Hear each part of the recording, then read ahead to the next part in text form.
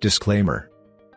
This material in this presentation has been prepared by ADCM, LLC DBA Willow, and is general background information about Willow's activities, current as at the date of this presentation. This information is given in summary form and does not purport to be complete. Information in this presentation should not be considered as advice, or recommendation to investors or potential investors, in relation to holding, purchasing or selling securities or other financial products, or instruments. Neither the information nor any opinion expressed herein constitutes an offer or a solicitation of an offer to buy or sell securities. Before acting on any information, you should seek independent financial advice. All securities and financial products involve risks. While due care has been used in preparation of this presentation, the information contained herein has been obtained from sources believed to be reliable, but its accuracy and completeness cannot be guaranteed. Forecasts and hypothetical examples are subject to uncertainty and contingencies outside Willow's control. Past performance is not a reliable indication of future performance. So we're going to jump right in. Let's go. Quick preface. Some of these slides around some of the questions that we had asked. There were some really good ones around the dollar and a recession and recession scare. So we threw some charts in there to really explore them. And then our general take on markets and some of the economic data that. Let's go. What do we got first? All right. Yield inversion. Yeah. Okay. So if you remember our last month's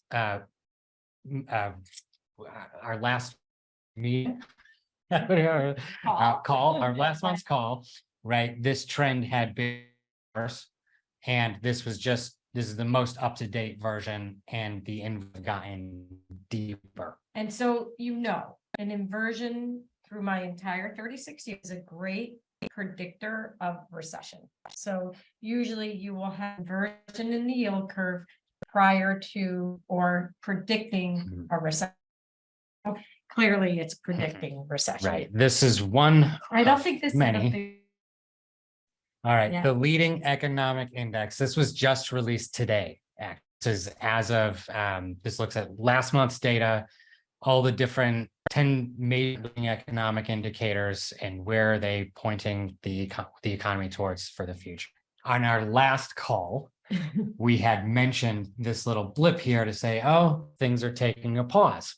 And there was a lot of talk then about things are better. good news that things are better and good, soft landing, all that kind of stuff. Well, March data came in and it's gotten worse. Yeah, and that's one of the things that you have to know, find the curious, because one of the leading economic indicators is the stock market. And last month was a good month for the stock market. So if we strip, I'd be really curious to see how low this actually would have gone, because that is components in this whole thing, as well as interest rates. And I think we had a little bit of interest rates last month, didn't we? Or was it a little bit of just slight? Yeah. Well, that's good. Okay. So let's keep going forward. What's the next thing we have here? So this is just leading economic indicators growth rate. And this sort of just looks at the rate of change year over year on the data is also showing a continued acceleration to the downside. So this, I think that either we're being massively gaslit, like everybody's saying we're not in a recession, but it clearly, we can see layoffs, the standard of living absolutely is down. So this is masking itself very differently. And if you remember a thing called reverse stagflation, which would mean recession, but reverse stagflation meaning inflation in things that we need, the items we need, such as food, healthcare, Right. But anyway. Yeah, we've got an interesting question that just came in, which we'll do, because actually it's answered in some follow-on charts that says we know we've been indicators, they're constantly or they have consistently been showing us negative data last year plus. But the market can still, and we'll talk to that in some future charts with different cycles. Okay, good. Okay. The cycle versus the market cycle. One of the things you have to know, whenever you have any kind of decline, I always say this is a breathing mechanism. So it comes in and comes out and comes in and comes out. A bounce is not abnormal. And we always experience those. If you think in 2000, we had a bounce. And during the financial crisis, and talked it the last time, when Bear Stearns hit the skids in April, we bounced from all the way to August. It's like a 20% plus rally or something. So this is so normal to see that. So it doesn't always mean that has it's the quality of the bounce that's important to us, the intent underneath the surface. So it's things that you don't necessarily see on TV or when they're talking about things. So, okay, what do we have? This is just another charts to really stress this point. We've sort of been saying we've been in a recession for a while. Here's just more data that shows the business conditions and activity tracked by Fed and the Philadelphia Fed. The Philadelphia Fed's numbers just came out yesterday, and they pointed that business conditions were not good in activity. And as you can see here, the steep all the way on the right here, the steep drop. Follow-up chart really zooms in over the past year. You can see that a spike in New York saying that, hey, conditions are actually improving. That the projections and estimates were that Philadelphia, which is the blue one, was going like that, and it didn't. So that's another data point to pay attention to. It's sort of this choppy pattern. So yes, you will have these ups, but still down. It's something to pay attention to. Yep, let's keep going. Right. Credit default swap spreads. So this is a risk indicator. So this has come down a little bit over the course of the month. Again, these things, we never take one indicator in a vacuum. So this is good. Reason we included this here is all this economic data in that the economy is probably not so great, actually. When we look at CDS, it's more tied to individual companies. Right now, it's not flashing any major warning signals around the risk for major companies. So maybe that's a positive. Biggest risk, as I look at everything, is in government debt. Say is the biggest risk. Do we have anything to that in here, Paul? All right. And government debt, not. But. Okay, so let's keep going. All right. Industry bonds. I included the triple B rated bonds because they're probably maybe a closer gauge to real risk, because it's not the pristine collateral and it's not junk bonds. It's kind of in the ground. And this is real data. This is live data. This is real trades. And remember, this indicates the amount of risk. It's really not that bad. This goes 2016, and you can see that it's not that bad. Yes, it's COVID here with the 2020 spike. Things came down. 2021 was really flat. It came up because there are issues in the banking industry, and with interest rates, it does play some role in affecting these charts. But generally. And so, we look at these credit spreads for every single bond that we own for the portfolio, because even though this is showing that there's not a lot of risk. Right. This chart's an aggregate looking at. Yeah, we're still going to look at it individually. And remember, these were the things that got me on WorldCom, Bear Stearns, Lehman. I mean, these things don't lie because it's real and real situations that are going on. So this is the market cycle. Right. This and is so really important, because this is the in-breath out we're talking about. And then in certain parts of the cycles, certain sectors will do better than others.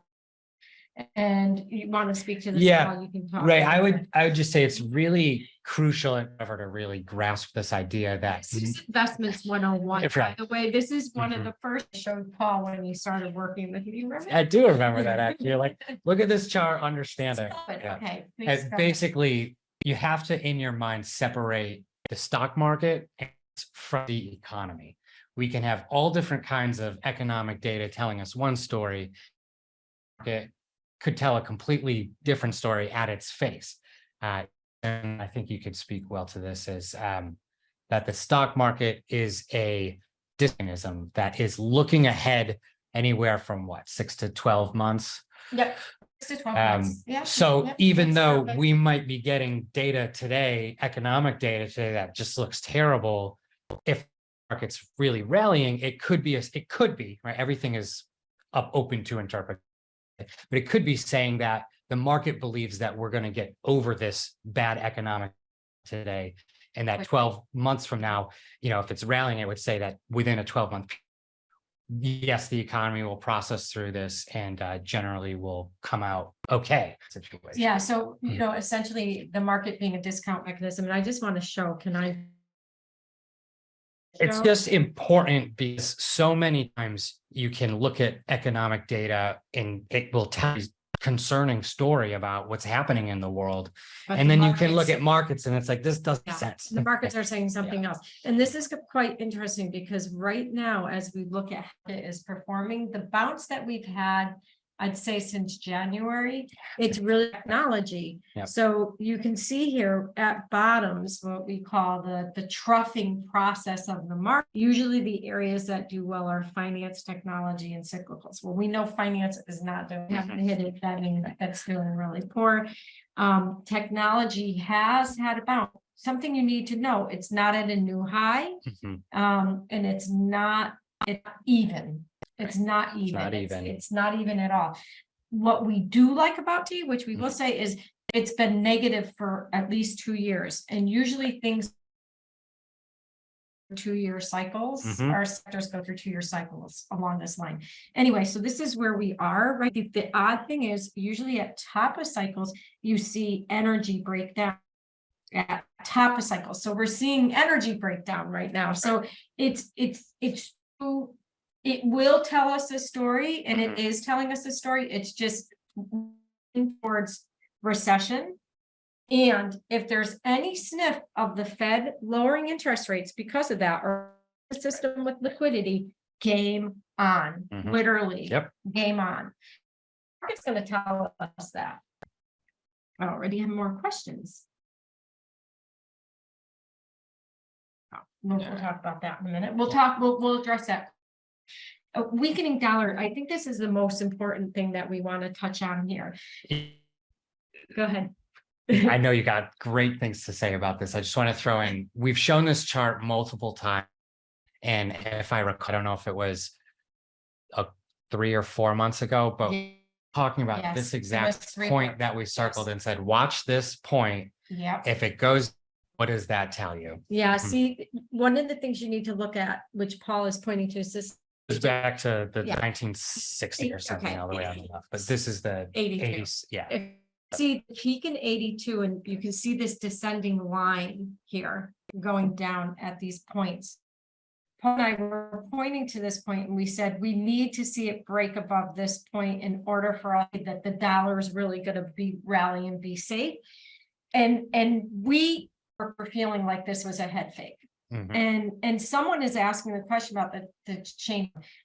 We do believe the dollar will not be the reserve currency in the long run. What we see happening, remember, we keep speaking to this, the petrodollar, it's the petrodollar. And now we're talking about the petro yuan, because Saudi Arabia now is making deals in yuan, like they've agreed to.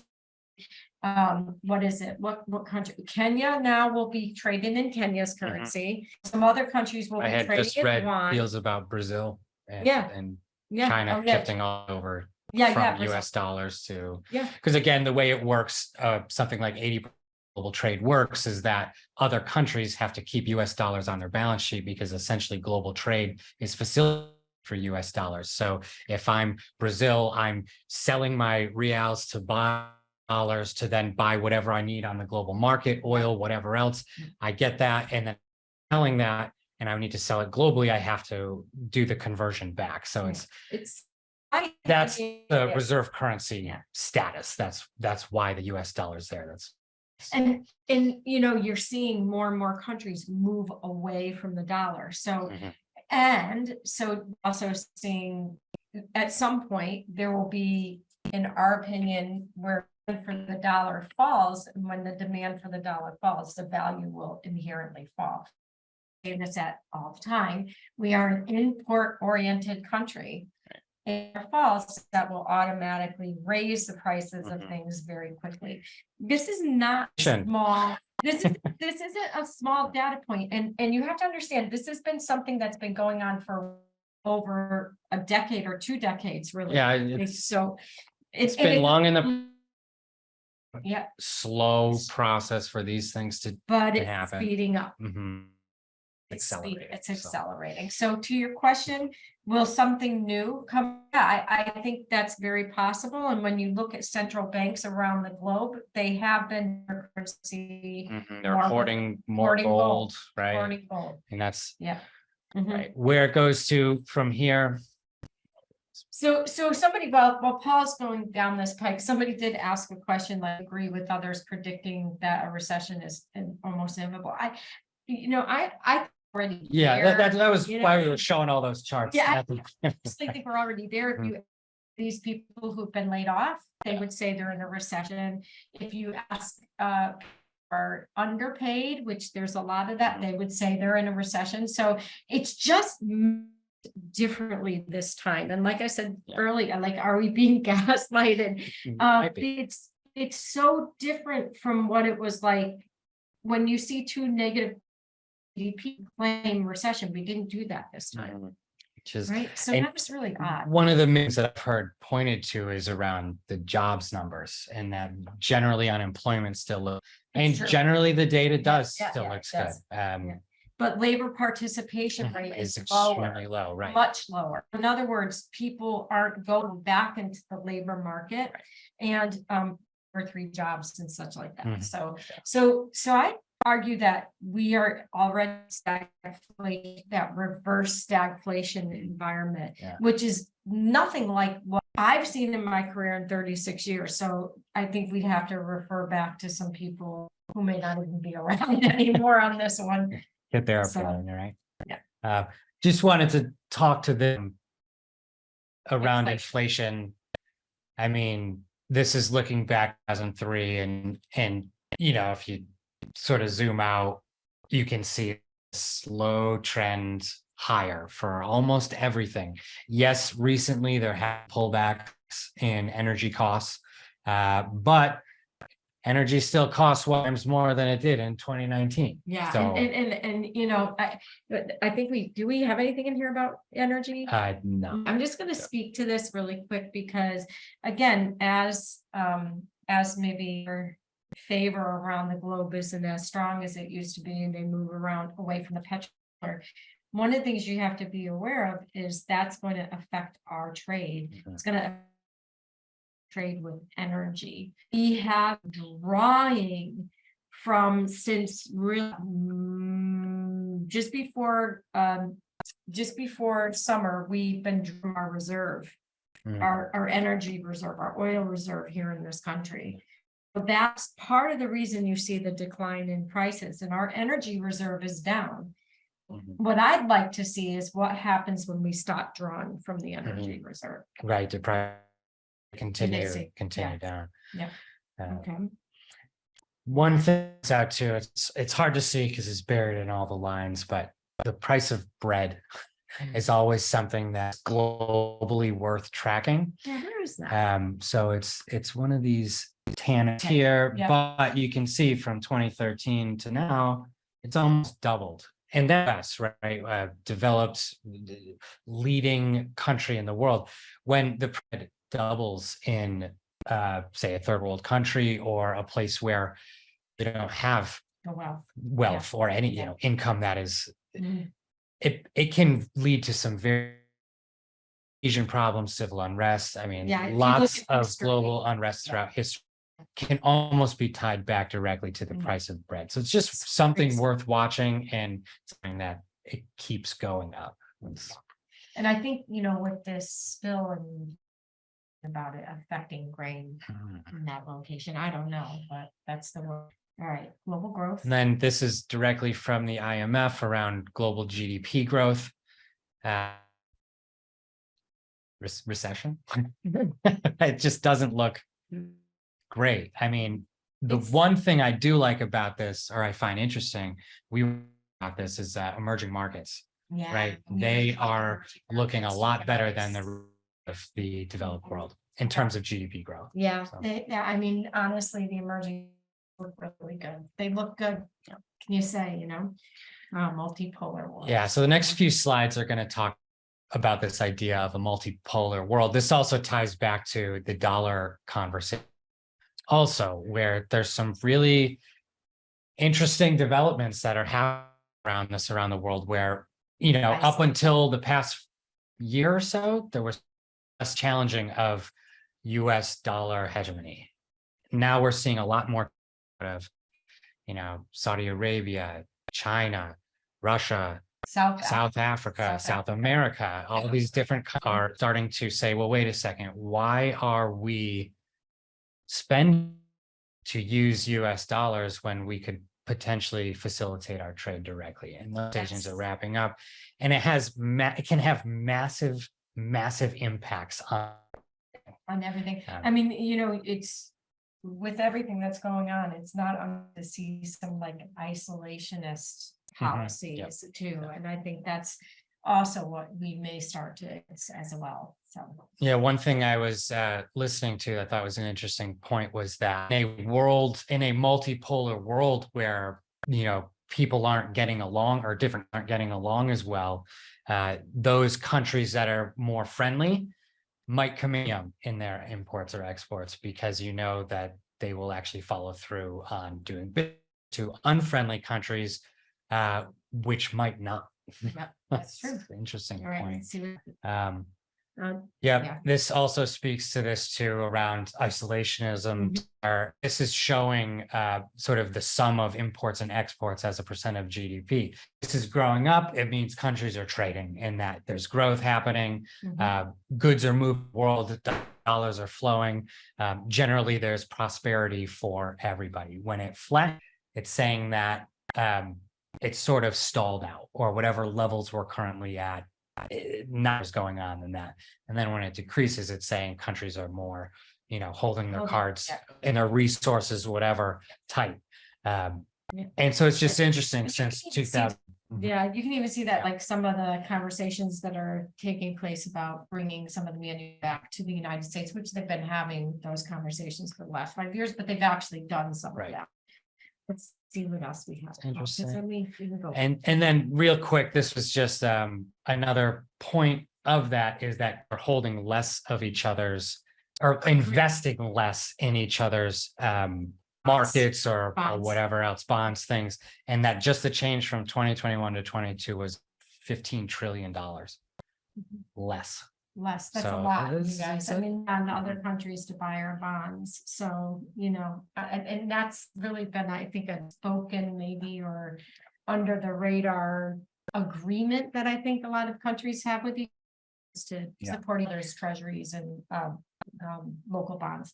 So let's get here. So someone asked the question about, do we see evidence of a central currency that will monitor participants? Yeah, I mean, there's conversation. Yeah. There's actual it passed last year. There's lots of talk around back digital currencies. One of the who was it? It was just today or yesterday. One of the Fed, I think it was one of those, or someone was saying how they didn't think it'd be a good idea, actually, because there's a ton of misinformation out there around this stuff. Watch it. At its base, think of a central bank-backed digital currency, the potential to be highly intrusive and completely destroy privacy.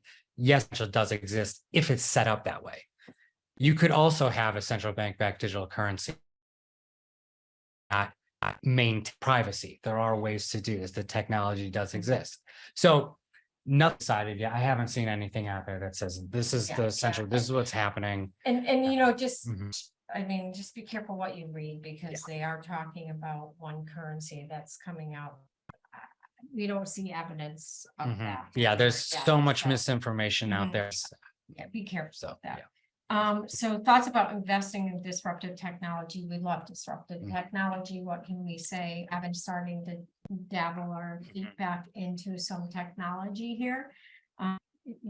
Disruptive technology, if bought right, is great, but you catch the wave properly. So for example, like Zoom was something that Paul and I bought back in 2019 before anybody even knew what Zoom was. We did really well.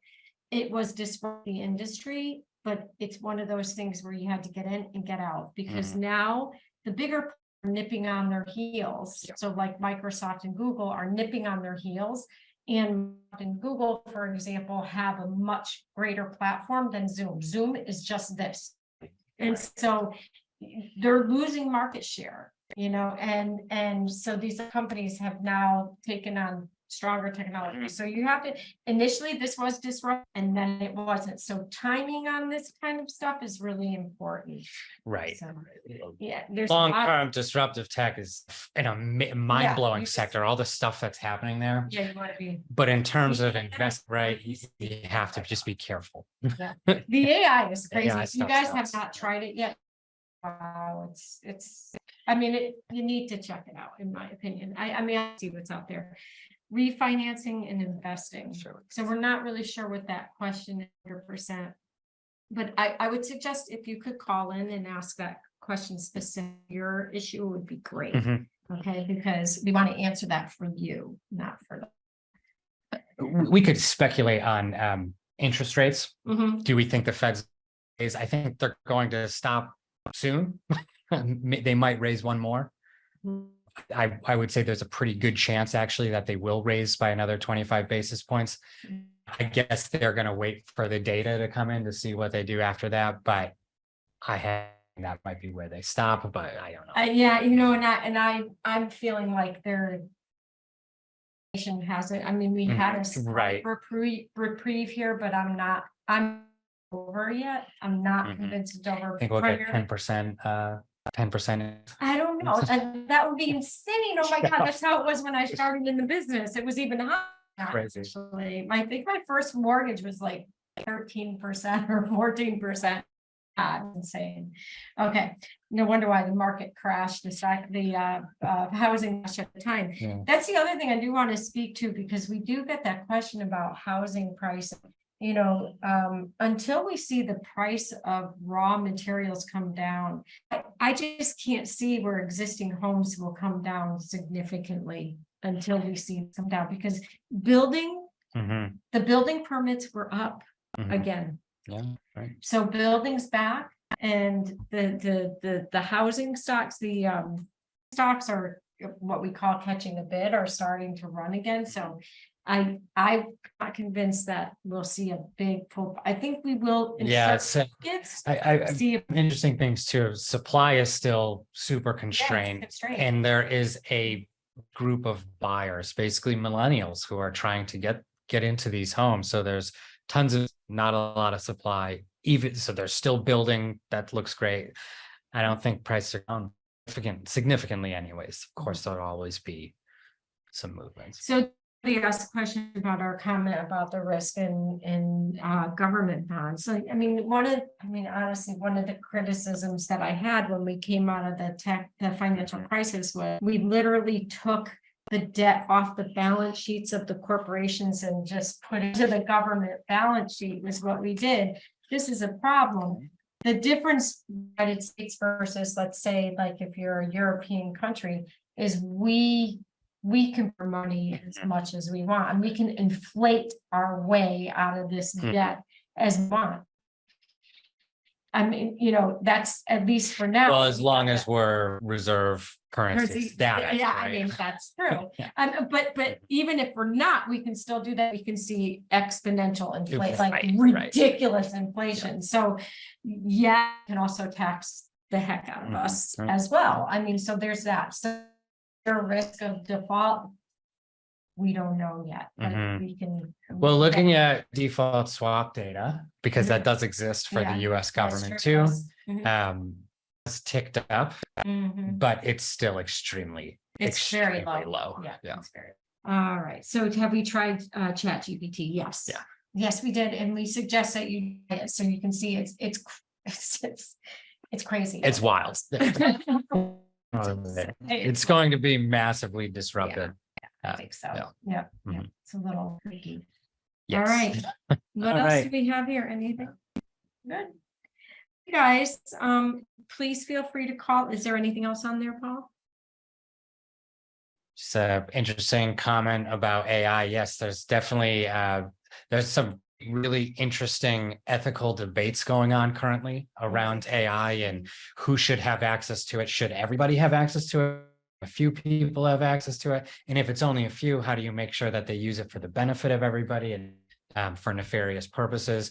If our corporate overlords are the only ones who have access to AI, is that the world we want to live in?